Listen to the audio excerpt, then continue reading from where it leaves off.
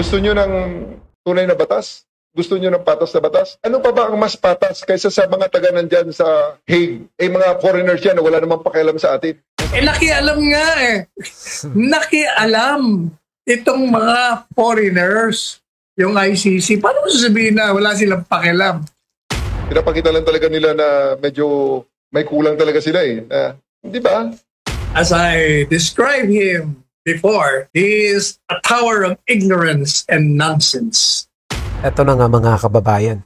Sinagot nga po nitong si Atty. Panelo ang naging pahayag ni General Torre kaugnay nga po ng mga umano ay pinapakalat ng mga DDS ayon kay General Torre ng mga paninira umano sa administrasyon at patungkol na rin sa pagkakadala ni dating Pangulong Duterte sa Hague. At ayon nga po dito kay General Torre, dapat umano ay magkaisa at kalimutan na ang mga pagkakaiba ng mga paniniwala o ng kulay o ng politika. Kaya lang medyo mukhang mahirap makalimutan yung ginawa nilang pagpapadala kay Pangulong Duterte sa Hague. Sabi nga ng ilang abogado, hindi dumaan sa tamang proseso. Pinagpipilitan nila na tama yung kanilang ginawa. Sinasabi naman ng mga kontra na may mga nilabag nga daw. Eto, panoorin po natin kung ano ang mga naging pahayag ni General Torre at ang sagot naman ni Atty. Panelo. Pero bago yan, kung bago ka pa lang dito sa ating channel, mag-subscribe ka na at i-click mo na din ang notification bell para maging updated ka sa mga susunod pa nating video. Na itapon sa gobyernong ito. Kaya ayun, naghuhukay ngayon. Kaya lang nakalimutan yata nila. Talagang pinapakita lang talaga nila na medyo may kulang talaga sila eh. Di ba? Hindi ba nila na-realize yun na napakadaling hukayin? Their word will be against the record of the internet. So napakadaling gibain ang kanilang narrative regarding that matter. Ang sa aking panawagan na lang Pilipino tayo pare-pareho, gusto natin na mag-improve ang ating bansa. Magsama-sama na lang tayo. Kalimutan nyo na muna yung mga differences na yan. All those cases all those issues that they are saying, that they are harping about, bring PRRD home, nasa Hague na eh. Andyan na nga yung international court na nga ang nagtatry eh. Mukhang mahirap kalimutan, General Torre, yung ginawa niyong pagpapadala kay dating Pangulong Duterte sa Hague. Lalo na doon sa mga taong nagmamahal at nagtitiwala kay dating Pangulong Duterte. Yung mga taong nakaramdam ng magandang serbisyo ng nakaraang administrasyon. Mga nakaramdam na sila ay safe sa panahon ng panunungkulan ni Pangulong Duterte. Mahirap kalimutan yun para sa kanila. Gusto nyo ng tunay na batas? Gusto nyo ng patas na batas? Ano pa ba ang mas patas kaysa sa mga taga nandyan sa Hague?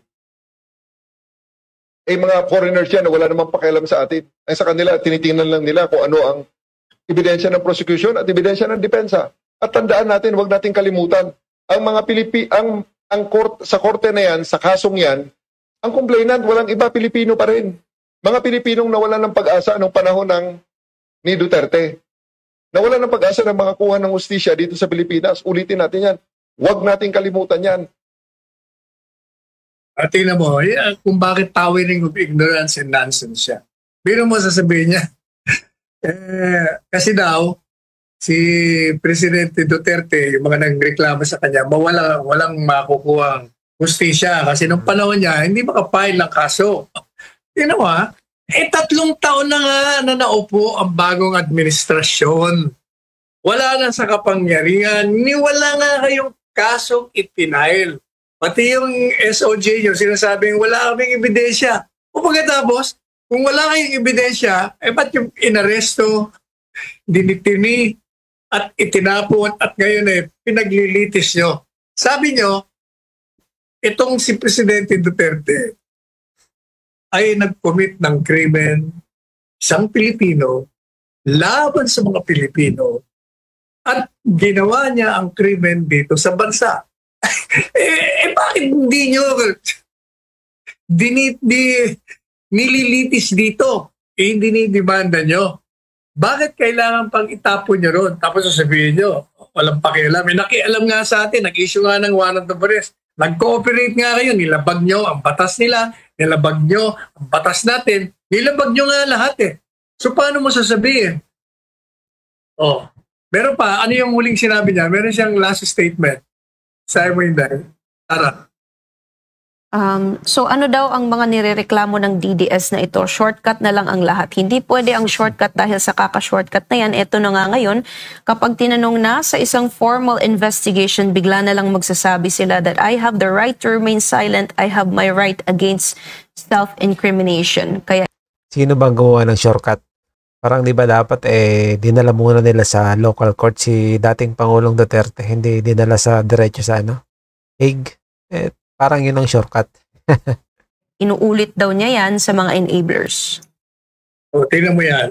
Lalong nagpapakita na tao ng ignorance. Bakit kanyo? Sabihin niya, pag may pinapatawag daw dun sa Kongreso, ini-invoke nila yung kanilang right to remain silent, right against self-incrimination. Ibig sabihin, itong si Tower, ayaw niyang gamitin yun. Kung hindi ka ba naman, iyon ay karapatan ng bawat mamamayan sa saligang batas. Ibinibigay niya yan, ba't mo tinatanggal sa kanila ang karapatan na yan? Kung ikaw ay nagpapatupad ng batas, dapat ipatupad mo ang karapatan na ibinibigay at hindi mo binibigyan ng sagabal at kinukundina ang kanilang pag-exercise ng kanilang karapatan. O hindi ba?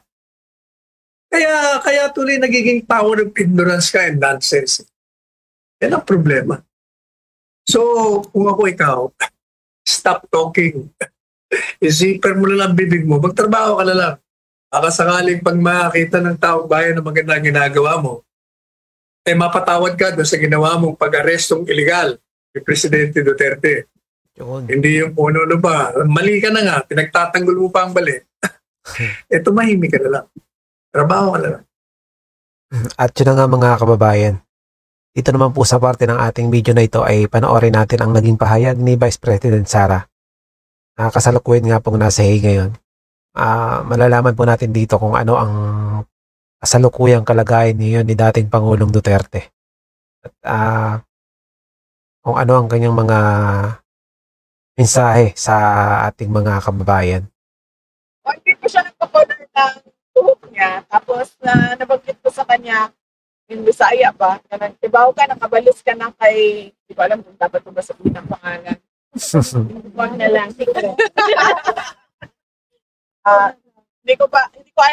Kabaw ka, nakabalos na ka kay Trillanes. Kaya nga no, imuhang buhok, wapo kaayo, ang iyahang buhok, kabalo ka nga fake. VP Inday, knowing that you are about to leave the Netherlands, how do you feel right now? I find comfort in the fact na darating si Anilet at merong bibisita sa kanya sa mga araw na pwedeng magbisita. So yun lang kasi yung mahalaga na merong bumisita sa kanya araw-araw hindi araw-araw. Merong bumisita sa kanya sa mga araw na pinapayagan ang pagbisita para hindi siya malungkot at para merong napapasok yung araw-araw na balita. Nakikwento yung araw-araw na balita din doon sa kanya. Kasi tulad kanina, pag upo ko pa lang, nagtanong na kaagad siya anong nangyayari sa Pilipinas. So nabanggit ko na madami ang naperwisyo sa pagbaha. Sabi ko, and then napagkwentuhan namin na taon-taon na lang na ganun. Pero wala talagang mga proyekto na nag-a-address sa baha. Inaantay na lang natin dumating yung bagyo at yung baha at maging biktima na naman tayo ulit ng baha taon-taon. So, yun ang problema dito sa ating mga kababayan. Alam natin na itong mga buwan na ganito ay talagang tag-ulan. Maraming bagyo ang dumadaan pero parang hindi tayo natututo sa mga kalamidad.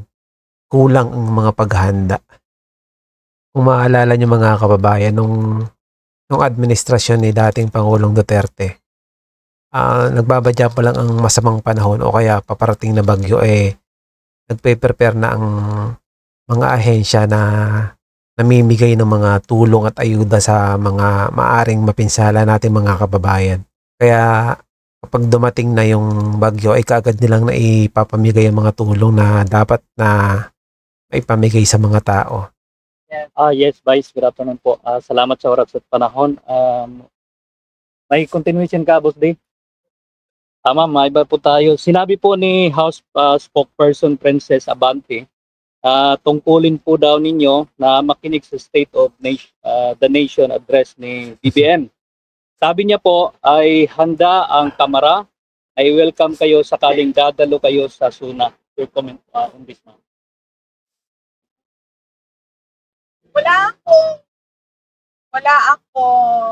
Wala tayong batas. Wala tayong batas na nagsasabi tungkulin ng mga Pilipino ang makinig sa presidente. Ang nasa batas natin nakalagay, tungkulin ng presidente ang magbigay sa atin, mga Pilipino, kung ano yung estado ng ating bansa. Siya yung may tungkulin. Tayo walang tungkulin makinig. We have the right to listen or to not listen. There is no law mandating us to listen to the president give his State of the Nation address. Thank you, ma'am. At additional, ma'am, giniit po ni House Spokesperson Attorney Princess Abante na galing sa mga ebidensya at testimonya ng mga testigo ang kasong crimes against humanity laban kay dating Pangulong Rodrigo Roa Duterte and International Criminal Court.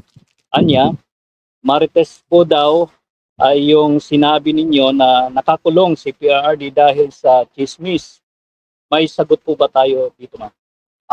Siguro dapat huwag magsalita si Miss Abante patungkol sa ICC case dahil spokesperson naman siya ng House of Representatives at wala namang kinalaman ang House of Representatives sa ongoing na kaso naman.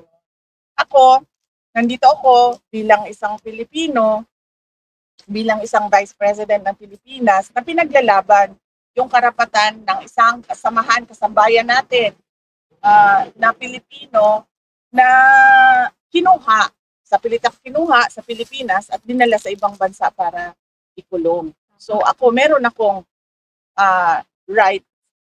I have all the right to express my anger against what the administration of BBM did. Pero si Princess Abante, siya ay isang spokesperson ng House of Representatives. So ang dapat niya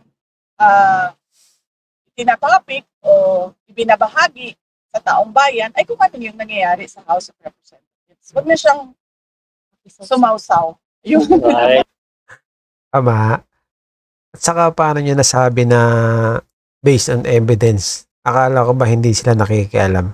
So, sabi nga ng DOJ walang ebidensya. So, paano niya nalaman? Paano niya nasabi na based on evidence? So, alam niya, nakita niya yung ebidensya. Akala ko ba hindi sila nakikipagtulungan sa ICC? Bakit niya sasabihin na based on evidence? Paano niya nasabi na based on evidence? Diba?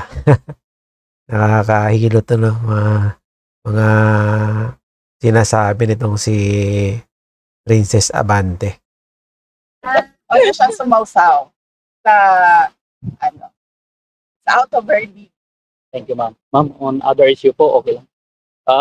Sinabi po ni Philippine Ambassador to the US na si Jose Manuel Romualdez na bukas po ang Pilipinas sa plano ng Amerika na magtayo ng isang ammunition factory sa bansa. Una nyo na pong pinuna yung foreign policy ni Marcos Jr. dahil sa masyadong pagkiling sa US. Ma'am, ano po ang masasabi ninyo dito? Makakabuti po ba ito sa bansa natin, plano ng Amerika na magtayo ng isang ammunition factory sa Pilipinas? Ang nakalagay sa ating saligang batas na meron tayong dapat independent foreign policy. Kung yung ginagawa ng gobyerno ay pagkiling sa iisang bansa lang, ibig sabihin nun, wala na tayong true independent policy. So, dapat hindi lang ako yung kumukontra, lahat tayong mga Pilipino Pilipino. Yes. Kumukontra sa plano na ito. Dahil ang ating mga galaw ay dapat for the interest of our country. Hindi para sa interest ng ibang mga bansa. Hindi lang Amerikano, kahit anong bansa yan. Mm-mm. Hindi para sa kanila ang galaw ng natin mga Pilipino. Ang mga ginagawa natin ay dapat para sa interest ng ating bansa.